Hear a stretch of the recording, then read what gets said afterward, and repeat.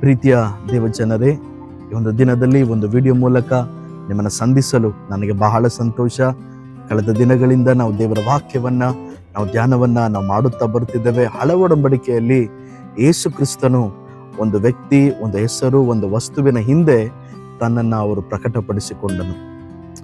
ಅದನ್ನ ನಾವು ನೋಹನ ಕುರಿತು ಮತ್ತೆ ಹಲವಾರು ಭಕ್ತರ ಕುರಿತು ಅಲ್ಲಿ ಯೇಸು ಕ್ರಿಸ್ತನು ಪ್ರಕಟವಾಗಿದ್ದನ್ನ ನಾವು ಧ್ಯಾನ ಮಾಡುತ್ತಾ ನಾವು ಬಂದಿದ್ದೇವೆ. ಈ ದಿನದಲ್ಲಿ ಅಬ್ರಹಾಮನ ಆ ಒಂದು ಜೀವಿತದಲ್ಲಿ ದೇವರು ಕ್ರಿಸ್ತೇಸು ಯಾವ ರೀತಿಯಾಗಿ ಆತನು ಪ್ರಕಟಪಡಿಸಿಕೊಂಡನೆಂಬುದಾಗಿ ಮುಂದಿನ ದಿನಗಳಲ್ಲಿ ನಾವು ಧ್ಯಾನವನ್ನ ನಾವು ಮಾಡುತ್ತಾ ಬರಲಿದ್ದೇವೆ. ಈ ದಿನದಲ್ಲಿ ನಾವು ಅಬ್ರಹಾಮನ ಕುರಿತು ನಾವು ಧ್ಯಾನವನ್ನ ನಾವು ಮಾಡಲಿಕ್ಕಿದ್ದೇವೆ.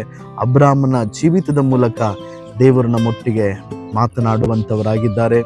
ಅಬ್ರಹಾಮನನ್ನ ದೇವರು 75ನ ವಯಸ್ಸಿನಲ್ಲಿ ಅವನನ್ನು ಕರೆಯುವಾಗ ಅವನು ದೇವರನ್ನ ಹುಡುಕೊಂಡು ಹೋಗ್ಲಿಲ್ಲ, ಆದರೆ ದೇವರು ಅವನನ್ನ ಹುಡುಕೊಂಡು ಬಂದನು. ಇವತ್ತು ನಮ್ಮನ್ನು ಸಹ ದೇವರು ಎಂಥ ವಯಸ್ಸಾಗ್ಲಿ, ಎಂಥ ಪರಿಸ್ಥಿತಿ ಆಗಲಿ, ಎಂಥ ಸನ್ನಿವೇಶದಲ್ಲೇ ಇದ್ರೂ ನಾವು ಆತನನ್ನ ಹುಡ್ಕೊಂಡು ಹೋಗಿಲ್ಲ, ಆದರೆ ಆತನು ನಮ್ಮನ್ನ ಹುಡುಕಿಕೊಂಡು ಬಂದನು. ದೇವರು ಅಬ್ರಹಾಮನ ಹುಡುಕೊಂಡು ಅವನನ್ನ ಹೋಗುವಾಗ 75ನ ವಯಸ್ಸಿನಲ್ಲಿ ದೇವರವನನ್ನು ಕರೆಯುತ್ತಾರೆ. ಕರೆಯುವಾಗ ಅಬ್ರಹಾಮ್ ಅಂತ ಹೇಳುವಾಗ ಆ ಹೆಸರಿನ ಅರ್ಥ ಮಕ್ಕಳ ತಂದೆ ಎಂಬುದಾಗಿ. ಅದರ ಒಂದು ಹೆಸರಿನ ತಕ್ಕಂತೆ ಅವನ ಜೀವಿತದಲ್ಲಿ ಅವನಿಗೆ ಒಂದು ಮಗುನು ಸಹ ಅಲ್ಲಿ ಇರಲಿಲ್ಲ. ಆದರೆ ದೇವರಲ್ಲಿ ಕರೆಯುವಾಗ ಅಬ್ರಹಾಮ್ ಅಂತ ಕರೆದು ಅವನಿಗೆ ಸ್ವದೇಶವನ್ನ, ನನ್ನ ಬಂಧು ಬಳಗದವರನ್ನೆಲ್ಲರನ್ನ ಬಿಟ್ಟು ನೀನೇನ್ ಮಾಡು ಅಂದ್ರೆ ನಾನು ತೋರಿಸುವ ದೇಶಕ್ಕೆ ನೀವು ಹೊರಟು ಹೋಗು, ನಾನು ನಿನ್ನನ್ನು ದೊಡ್ಡ ಜನಾಂಗವಾಗುವಂತೆ ಮಾಡಿ ನಿನ್ನನ್ನು ಆಶೀರ್ವದಿಸುತ್ತೇನೆ, ನಿನ್ನ ಆಶೀರ್ವಾದ ನಿಧಿಯಾಗಿರುವೆ ಎಂಬುದಾಗಿ ದೇವರ ಅವನಿಗೆ ಹೇಳಿ, ನಿನ್ನ ಮೂಲಕ ಭೂಲೋಕದವರೆಲ್ಲರೂ ಆಶೀರ್ವದಿಸಲ್ಪಡುತ್ತಾರೆ. ನೀನು ಯಾರನ್ನು ಆಶೀರ್ವದಿಸ್ತೀಯೋ ನಾನು ಅವರನ್ನು ಆಶೀರ್ವದಿಸ್ತೇನೆ, ನೀನು ಯಾರನ್ನು ಶಪಿಸ್ತೀಯೋ ನಾನು ಅವರನ್ನು ಶಪಿಸ್ತೇನೆ ಎಂಬುದಾಗಿ ದೇವರಲ್ಲಿ ಅವನಿಗೆ ಒಂದು ವಾಗ್ದಾನವನ್ನು ಮಾಡುತ್ತಾರೆ.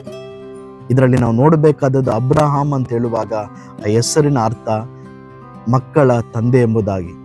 ಇಲ್ಲಿ ನಾವು ತೆಗೆದುಕೊಂಡು ಇವತ್ತು ನಾವು ಧ್ಯಾನವನ್ನ ಮಾಡೋಣ.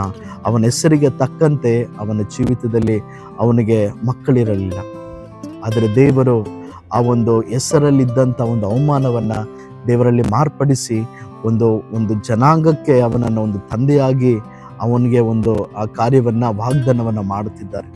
ಇವತ್ತೂ ಸಹ ನಮ್ಮ ಹೆಸರಿಗೆ, ನಮ್ಮ ಕುಟುಂಬಕ್ಕೆ, ನಮ್ಮ ಕೆಲಸ ಕಾರ್ಯಗಳಿಗೆ ಇರಬೇಕಾದಂಥ ಕಾರ್ಯ ಇಲ್ಲದೇ ಇರಬಹುದು, ಆದರೆ ನಮ್ಮ ದೇವರು ಇಲ್ಲದೇ ಇರುವುದನ್ನು ಇರುವ ಹಾಗೆ ಕರೆಯುವಂಥ ದೇವರು.